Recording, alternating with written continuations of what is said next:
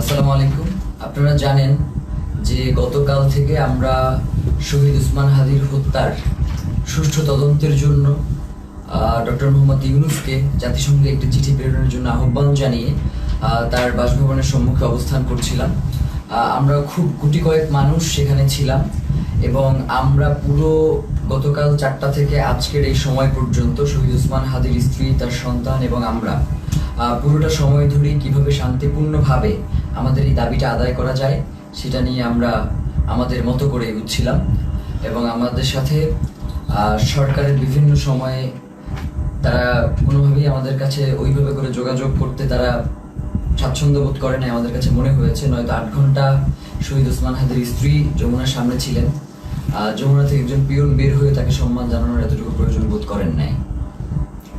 তো আমরা আজকে যখন শহীদ ওসমান হাদির স্ত্রী তিনি বিকেলবেলা জুমার নামাজের পরে তিনি আবার যখন এসে যমুনা অভিমুখে আসতে রওনা দিয়েছেন, প্রায় কাছাকাছি চলে এসেছে, তখন আমাদের কিছু ভাই বোন তাদেরকে আমরা ভিতরে পাঠানোর জন্য চেষ্টা করতেছিলাম, কারণ শহীদ ওসমান হাদির স্ত্রী একা হয়ে গেলে তার সাথে কি ধরনের পরিস্থিতি ঘটতে পারে সেটা জানবার জন্যই মূলত আমরা তাদেরকে প্রেরণ করবার চেষ্টা করেছিলাম। এবং ভিতরে আমাদের কিছু ইনকিলাব কর্মী মঞ্চের সদস্য ছিল যাদেরকে ভিতর থেকে আবার বাইরে আসতে দেওয়া হচ্ছিল না। তো এই সার্বিক পরিস্থিতি তদারকির জন্য আমরা জুমা এবং শান্তা সহ যুবাকে প্রেরণ করেছিলাম যাতে ওরা গিয়ে দেখে আসে এবং ওদেরকে সঙ্গে করে নিয়ে আসে। তো প্রথম অবস্থায় সেটা হচ্ছে পুলিশ কোনোভাবেই তাদেরকে ভিতরে যেতে দিবে না। তো ওরা অনেকভাবে বোঝানোর চেষ্টা করেছে কিন্তু কোনোভাবেই ওরা মানতে ছিল না। পরবর্তীতে আমরা বলেছিলাম যে এবং এটা তো একদম খুবই সহজ ব্যাপার, 1 মিনিটের ব্যাপার, আমাদেরকে সরিয়ে দেওয়া এই ওখান থেকেই করা। তো ওরা কি করেছে, জুমা এবং শান্তার গায়ে হাত তুলেছে এবং দেখবেন যে শান্তাকে গলা চেপে ধরেছে এবং জুমার পুরো গালে তারা তাদের খামচি দিয়েছে আর কি, মানে এইটা কি, এবং বুট দিয়ে ওদেরকে রাস্তায় পাঠিয়েছে। তো এই যে ফ্যাসিবাদী আমলের যেই পুলিশ, এই যে পুলিশ লীগ, তারা আবার নতুন করে যে মাথাচাড়া দিয়ে হচ্ছে এবং তাদেরকে যে কেউ কন্ট্রোল করতে পারছে না। আমরা দেখতেছিলাম যখন আমাদের উপরে হামলা হয়েছে তখন পুলিশের ঊর্ধ্বতন কয়েকজন কর্মকর্তা, ডিবি কমিশনার, তিনি চেষ্টা করছিলেন বারংবার যে আসলে যাতে আমাদের উপরে হামলাটা না হয়, কিন্তু পরক্ষণেই আমরা দেখতে পেয়েছি যে তার আদেশ অমান্য করে পেছন থেকে পুলিশের কিছু সদস্য তারা অতর্কিত হামলা করেছে এবং আমাদের ভাইদেরকে রক্তাক্ত করেছে। তো আমরা ইনকিলাব মঞ্চের পক্ষ থেকে এর তীব্র নিন্দা জানাই এবং যারা এই আক্রমণের সাথে জড়িত রয়েছে তাদেরকে অতি দ্রুত বিচারের মুখোমুখি করবার জন্য আহ্বান জানাই। কারণ বাংলাদেশের জনগণ এই মুহূর্তে প্রচণ্ডভাবে তারা ক্ষেপে রয়েছে, তারা কোনোভাবেই এই ব্যাপারটাকে মেনে নিতে পারছে না। যার কারণে আমরা বলবো বাংলাদেশের আইন শৃঙ্খলা পরিস্থিতি এবং জনগণকে শান্ত রাখবার জন্য আপনাদের অতি দ্রুত আজকে কারা কারা হোটেল ইন্টারকন্টিনেন্টাল এবং যমুনার যে সকল পুলিশ সদস্য দায়িত্বে ছিলেন তাদেরকে চিহ্নিত করার ব্যবস্থা করেন। এবং তারা যেই কাজটা করেছে সেটা হচ্ছে অধিকাংশ পুলিশ সদস্যের কোনো নেম প্লেট ছিল না, তারা নেম প্লেট খুলে ফেলেছে এবং প্রত্যেকে মাস্ক পরা ছিল। এই যে মাস্ক পরে নেম প্লেট খুলে যে হামলা, এই হামলা তো আমরা, এবং হেলমেট পরে এই হামলাগুলো তো আমরা দেখেছি ফ্যাসিবাদী হাসিনার আমলে। তাহলে কি এখন যমুনা পাহারা দিচ্ছে বা যমুনায় বসে আছে কি হাসিনা সেই ফ্যাসিবাদী আমলের পুলিশ লীগ কিনা সেটা আমরা জানতে চাই। সেই সাথে এসএসএফ আজকে প্রচন্ড রকমের দুর্ব্যবহার করেছে আমাদের সাথে, আমাদের যুবাকে রাস্তায় ফেলে মেরেছে এবং মাথায় আঘাত করেছে, ছাদকে মেরেছে। তো এই যে, এবং আমাদের ইনকিলাব মঞ্চের এমন কোনো কর্মী নাই যে আজকে এই হামলায় আহত হয় নাই। তো এখন আমরা এই প্রশাসনের কাছে জানতে চাই, আমরা তো সুনির্দিষ্ট একটা দাবি নিয়ে ওখানে গিয়েছিলাম যে জাতিসংঘের অধীনে যাতে শহীদ ওসমান হাদির হত্যার বিচারটা করা হয়, এই তদন্তটা নিশ্চিত করা হয়। তাহলে কারা শহীদ ওসমান হত্যার তদন্ত জাতিসংঘের অধীনে দিতে চায় না, যে আজকে স্পষ্ট হয়ে গেছে। আমরা মনে করছি যে প্রধান উপদেষ্টার, আমরা মনে করছি এই যে উপদেষ্টা পরিষদটা যে রয়েছে, এই উপদেষ্টা পরিষদের একটা অংশ শহীদ ওসমান হাদির খুনের সাথে জড়িত। নয়তো কোনোভাবেই এভাবে আর কি অমানবিকভাবে আক্রমণ করার কোনো প্রশ্নই আসে না, যেহেতু এটা শান্তিপূর্ণ অবস্থান ছিল। এবং আপনারা দেখবেন যে প্রধান উপদেষ্টার দপ্তর থেকে একটা তারা প্রেস রিলিজ দিয়েছে এবং সেখানে বলেছে যে আমরা নাকি জল কামানের উপরে উঠে গিয়েছিলাম, অথচ ছবিতে স্পষ্ট করে দেখা যাচ্ছে যে আমরা উল্টো জনগণকে শান্ত করবার জন্য চেষ্টা করছিলাম। যখন জনগণ দেখেছে যে ভিতরে জুমা এবং শান্তাকে রাস্তায় ফেলে মারা হচ্ছে, জনগণ কোনোভাবেই এটা মেনে নিতে পারে নাই, যার কারণে এইখানে ওই উদ্ভূত পরিস্থিতির সৃষ্টি হয়েছে। এর পুরো দায়ভার ওইখানে দায়িত্বরত পুলিশ প্রশাসন এবং সরকারকেই বহন করতে হবে। প্রিয় ভাইয়েরা, আপনাদেরকে স্পষ্ট করে জানাই যে সামনে খুবই গুরুত্বপূর্ণ একটা নির্বাচন রয়েছে 12 তারিখ। এখানে বাংলাদেশের স্বাধীনতা, সার্বভৌমত্ব সহ বাংলাদেশের নিরাপত্তা জনিত বেশ কিছু বিষয় জড়িত রয়েছে, যার কারণে অবশ্যই 12 তারিখে নির্বাচন হতে হবে। এবং যারা 12 তারিখে নির্বাচন বানচাল করে দেওয়ার জন্য আমাদের উপরে আক্রমণ করেছে, তাদের এই নীল নকশাকে বৃদ্ধাঙ্গুলি দেখিয়ে আমাদের জনগণের অধিকার আমাদের বাস্তবায়ন করতে হবে।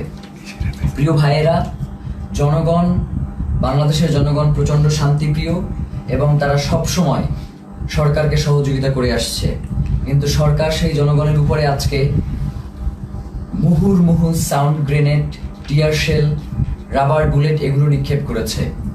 এবং এখনো তারা বিভিন্ন জায়গায়, যেমন শাহবাগে এখনো সম্ভবত আক্রমণ চলছে। একটু আগেও আমরা এই লাইভ শুরু করবার আগে দেখতেছিলাম যে শাহবাগে আক্রমণের মতো ঘটনা ঘটতেছে। তো এবং 100-র অধিক শাহবাগেও আহত হয়েছে।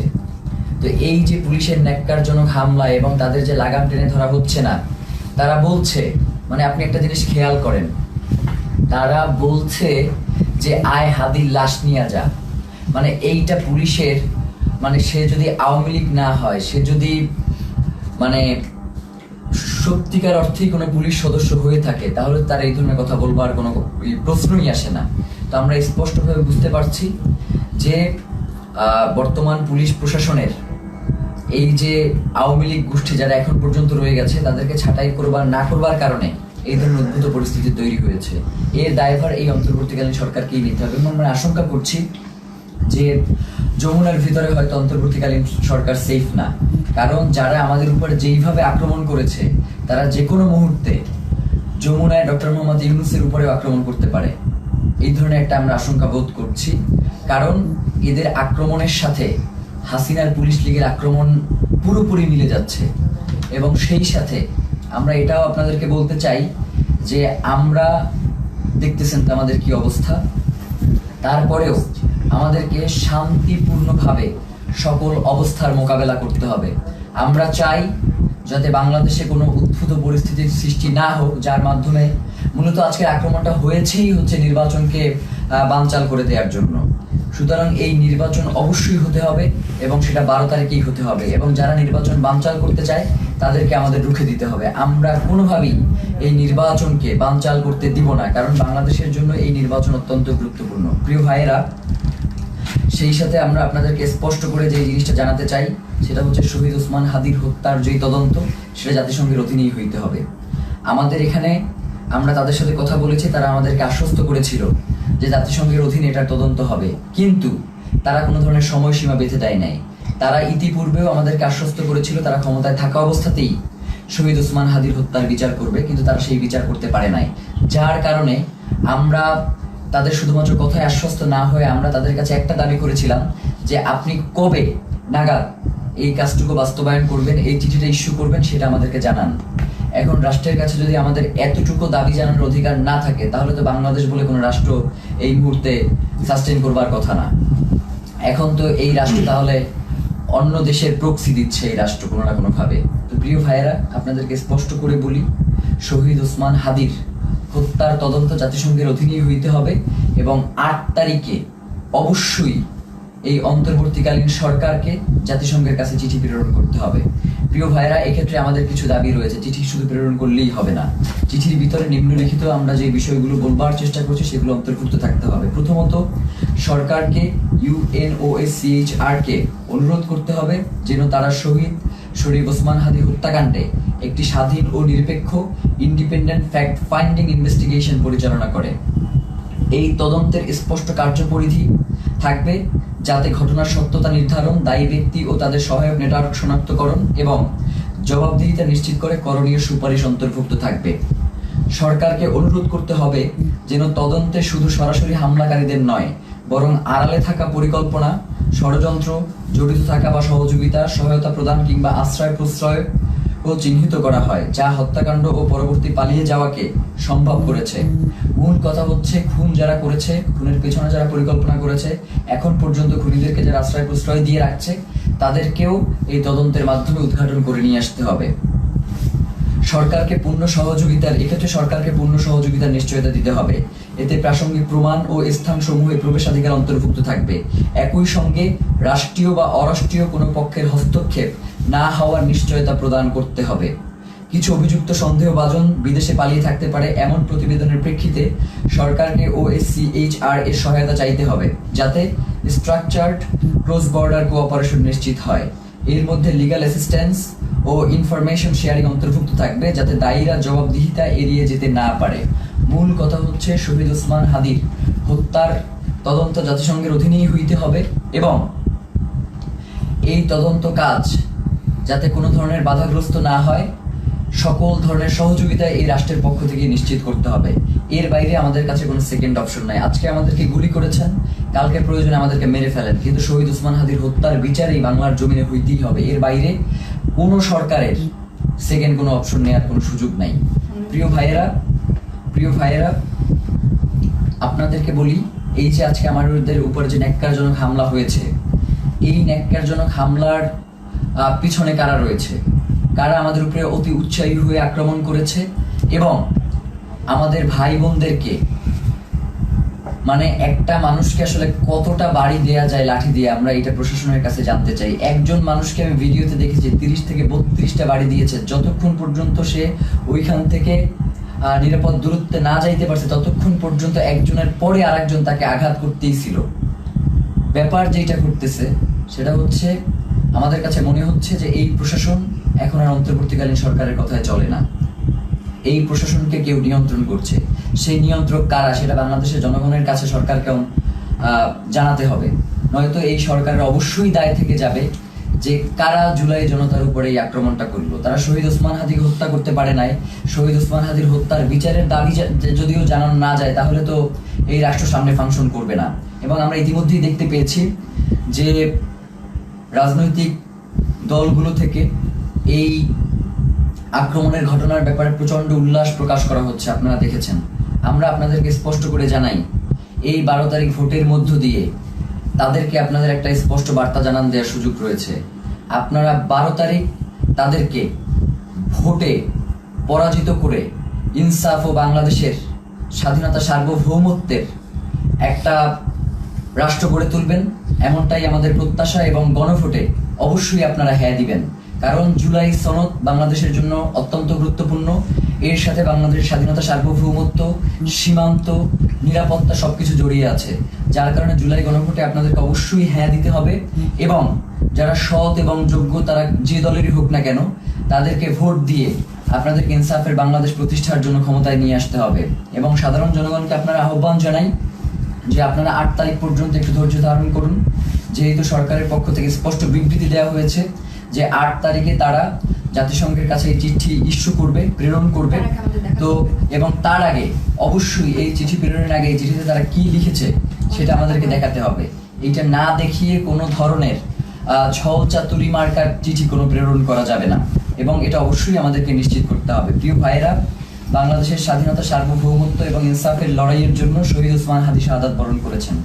আমাদেরকেও যদি শাহাদাত বরণ করতে হয়, আপনারা ইনসাফের এই লড়াইকে কোনোভাবেই থামিয়ে দেবেন না। ইনসাফের এই লড়াই আমাদেরকে অবশ্যই চালিয়ে নিয়ে যেতে হবে যতদিন পর্যন্ত বাংলাদেশে আমরা বাংলাদেশের আজাদিকে টিকিয়ে রাখতে আমরা চাই। আমার আশেপাশের 2 জন প্রচন্ডভাবে আক্রান্ত হয়েছে, আমি নিজে আক্রান্ত হয়েছি। আমার এবং আমাকে এবং প্রত্যেকের মাথা টার্গেট করে, এই যে আমার পাশে সালাউদ্দিন আম্মার বসে আছে, ওকে মাথা লক্ষ্য করে গ্রেনেড নিক্ষেপ করা হয়েছে, কিন্তু আল্লাহকে বাঁচিয়ে দিয়েছে যে সেটা জায়গা মতো ওরা নিক্ষেপ করতে সক্ষম হয়নি। ওর মুখে সেলাই দিতে হয়েছে, ওর হাতে ব্যান্ডিজ, জুমার গালের প্রত্যেকটা জায়গা আছড়ানো, মাথায় বাড়ি দিচ্ছে, শান্তাকে গলা টিপে ধরেছে। আমাদের এবং ইনকিলাব মঞ্চের যারা ভিতরে ছিল, আমাদেরকে ওখান থেকে আমাদেরকে গুলি করে রাবার বুলেট নিক্ষেপ করে সরিয়ে দেওয়ার পরে তারা আমাদের যে সকল ভাই ভিতরে আটকা ছিল শত শত পুলিশ গিয়ে তাদেরকে নির্বিচারে পিটিয়েছে।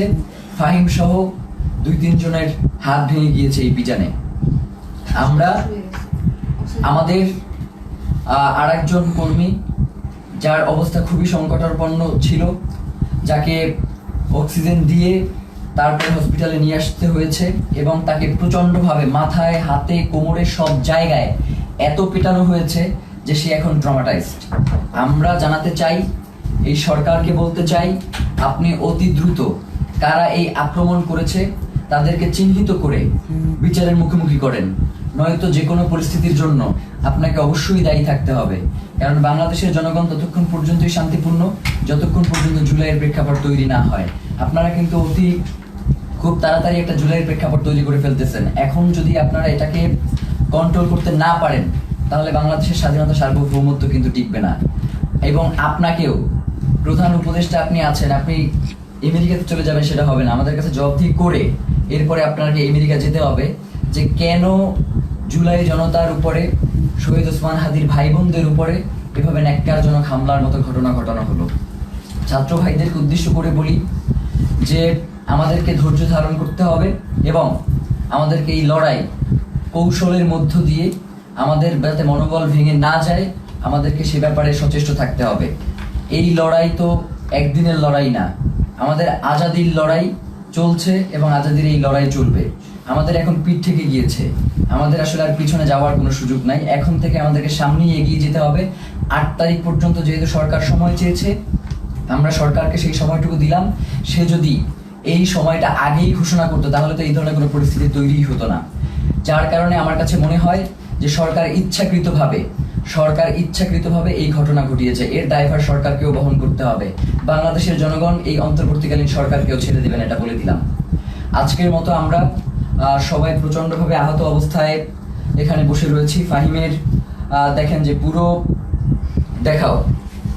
পুরো ট্রাউজারটা ওর রক্তে লাল হয়ে আছে, আমার পুরো পাজামার রক্তে লাল হয়ে আছে, ওর পুরো হাত আঙুল ভেঙে গেছে, মুখে সেলাই দেয়া, এবং এইভাবে প্রত্যেককে এমনভাবে আক্রমণ করা হয়েছে। আল্লাহ আমাদেরকে রক্ষা করেছেন, নয়তো তাদের যেই ধরনের আজকে আক্রমণের ভূমিকা ছিল তারা আমাদেরকে খুন করবার উদ্দেশ্য নিয়ে এই আক্রমণটা করেছে। তো আমরা আমাদের এক ভাইকে হারিয়েছি, আমাদের কোনো এরপরে যদি আমরা আমাদের কোনো ভাইকে হারাই, এরপরেও নির্বাচন হইতে হবে, নির্বাচন পেছানো যাবে না। নির্বাচনের পরে যে রাজনৈতিক দল ক্ষমতায় আসবে তারা যদি এই ব্যাপারে কোনো সুষ্ঠু পদক্ষেপ না নেয়, আমরা শুধু বলি ব্যাপারটা এমন না, আমরা তাদের জীবনকে জাহান্নাম বানাই দেবো বলছি, তাদের জীবনকে জাহান্নাম বানাই দেবো, এই কথা বলেই শেষ করলাম।